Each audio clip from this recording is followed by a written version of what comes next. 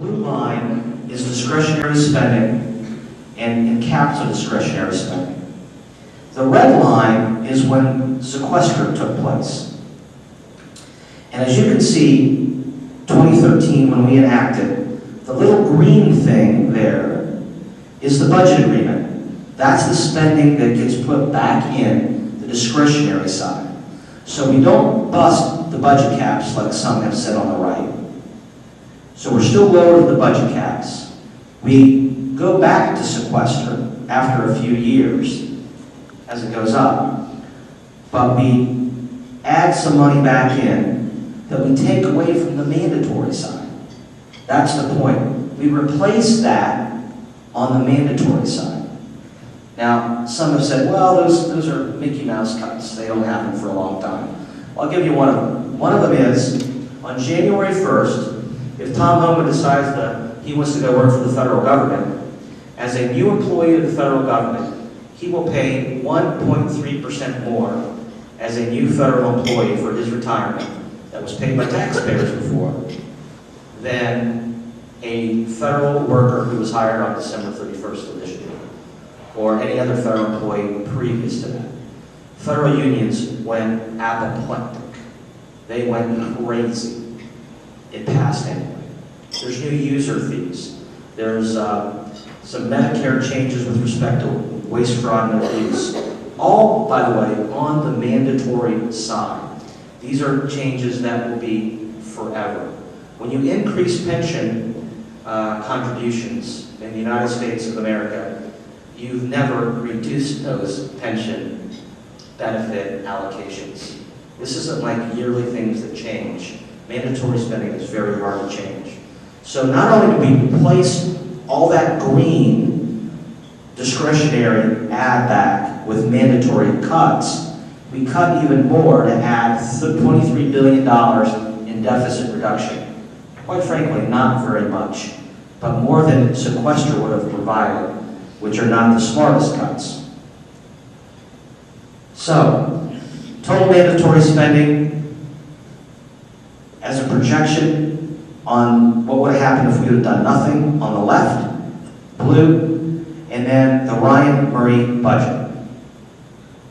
So again, if we do nothing versus the Ryan Murray budget spending. So it's not a grand bargain by any means, but it's saving some money. Last chart I'm going to show you before I just finish up is back in 2011, we passed the Ryan budget. It was partisan. It was ugly.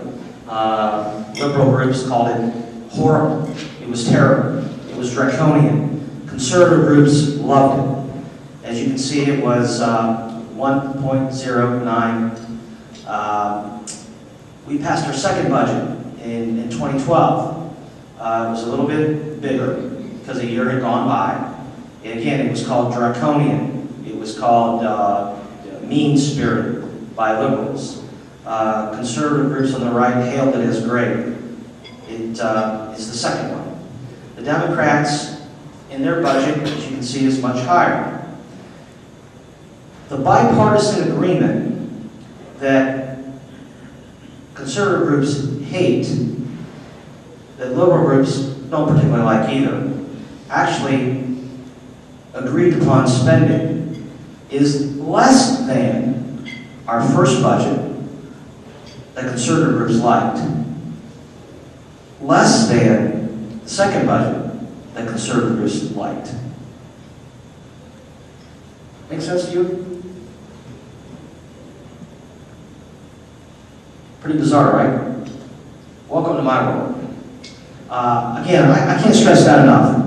The agreement that conservative groups in Washington are complaining about spends less money than the two budgets that they praise. It's pretty amazing. There was an article in Dispatch yesterday, if you haven't seen it, by a columnist by the name of Michael Barone.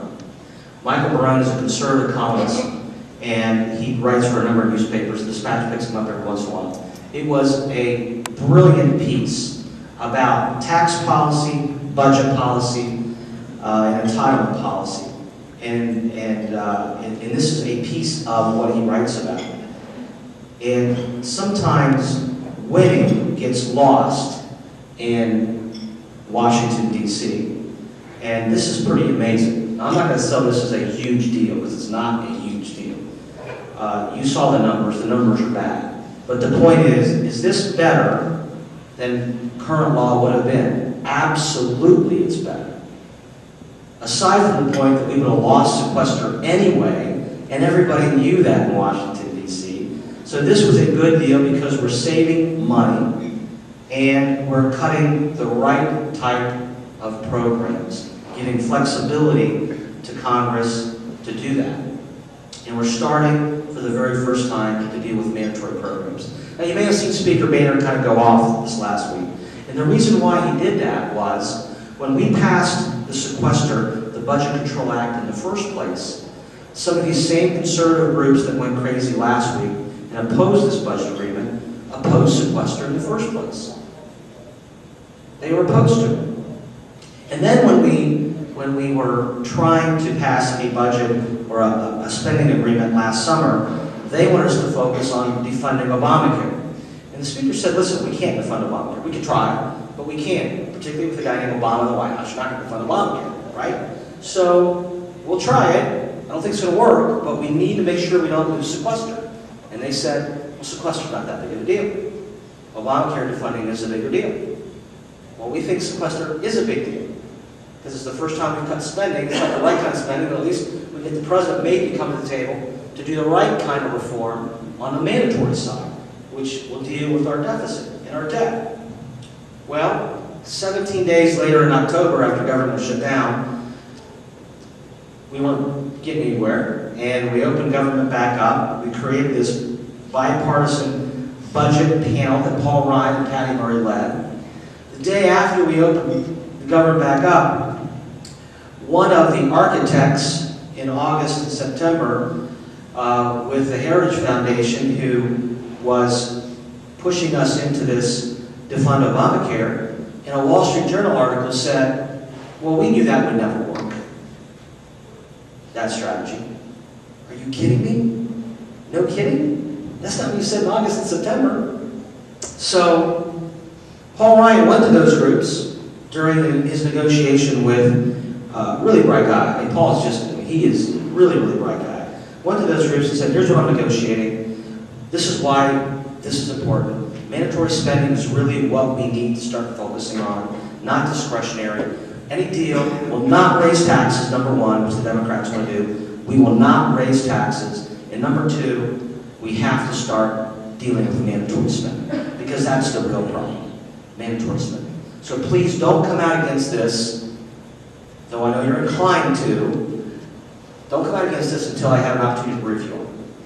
Before the deal was done, they all blasted it. They all sent out fundraising requests to support their $1 million salaries. And they didn't even give Paul a chance to come talk to him. The very groups that opposed the sequester in the first place, the Budget Control Act, now we're dying on the sword to say, you have to stop this Ryan-Murray agreement that replaces sequester. It replaces 30% of sequester with actually better spending reforms. And that's why the Speaker was upset. So the sad part of it is there are people in Delaware, Ohio, who get mail from these groups and believe what they say.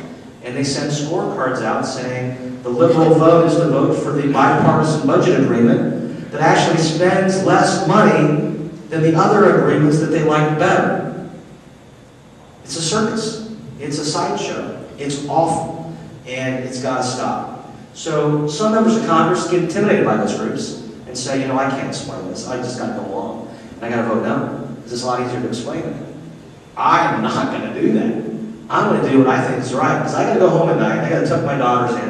And I got to know that what I'm doing is for their benefit, for their future, for this country. And that's why I do what I do. And I might take some grief for it. I might send some ugly phone calls, get some ugly letters. But you know what? That's what leadership's all about.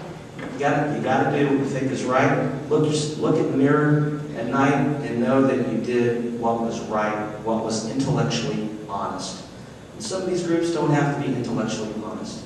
You know, it's like Earl Bruce once told me, you know, the best type of coach that you can be is a Monday morning football coach. When you can talk about what you would have done as the football coach, what play you would have called. That's the funnest type of coach to be. When you're actually on the field and you have to make the call, it's a little bit different. It's always a lot easier from the stands or from the couch in the living room or after the game is played. I would have done this instead of that. It's kind of the same in politics and government. At the end of the day, you got to know in your heart and in your mind that you did the right thing for the right reasons. We've got real challenges, ladies and gentlemen. We really do. We have huge challenges. We don't get ahead in Washington, D.C. by just saying no all the time. Elections have consequences. Democrats control the presidency, another 3 years. They control the Senate for another year. House controls, the Republicans control the House for the year. We have divided government. If we said no all the time, nothing would get done. That means we wouldn't save money, actually. The government shutdown didn't save money. I tried to tell some of my friends in the Tea Party, well, just because government shuts down doesn't mean we save money. There are contracts that have to be abided by. There are union contracts, collectively bargained, that regarding whether they're working or not, they get paid. This isn't as maybe simple as you think it might be. We've had 19 government shutdowns in the history of America. And through each one of them, federal employees got paid. We knew that going in. So, keep the faith. There's a lot of things to talk about. We can talk about Obamacare, employment insurance, minimum wage. But I want to talk about what you want to talk about. So, hope that helps give you some perspective on this deal. Don't want to oversell it, but it is a step in the right